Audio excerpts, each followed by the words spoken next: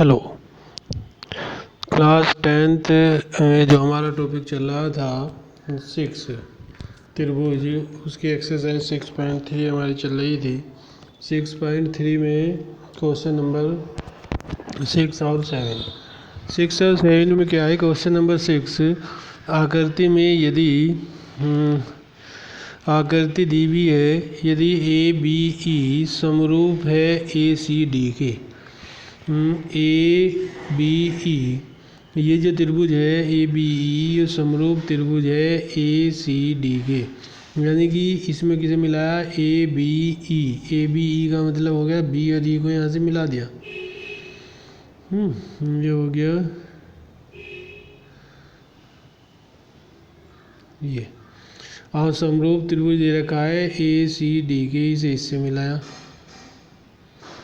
ठीक, ये दोनों त्रिभुज सर्वांगसम दिए हुए हैं। सर्वांगसम त्रिभुज का मतलब क्या होता है कि उनकी भुजाएं बराबर होती हैं और इनकी तीन चीज़ बराबर होती हैं। जब तीन चीज़ बराबर होती है तो दो त्रिभुज सर्वांगसम होते हैं और फिर उसकी सब चीज़ें बराबर मान ली जाती हैं।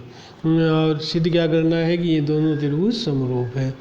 तो ये दिया हुआ है कि A B E A C D के सर्वांगसम है, इसीलिए ए बी बराबर हो गया ए सी। ए डी बराबर क्या हुआ? ए ई। ए डी बराबर ए ई। ए डी बराबर ए ई। और ये जो त्रिभुज है ए डी ये दो चीज़ बराबर हुई। अब इन दो त्रिभुजों में कि ए डी ई और ए बी सी में, ए डी ई और ए बी सी में क्या हो गया कि ए डी बटे ए बी बराबर हुआ ए ई बटे ए सी। समीकरण नंबर 1 और 2 से कोण ए दोनों में कॉमन है, वो अनिष्ट हो गया और इसीलिए दोनों त्रिभुज कैसे हो गए? समरूप त्रिभुज। ठीक है।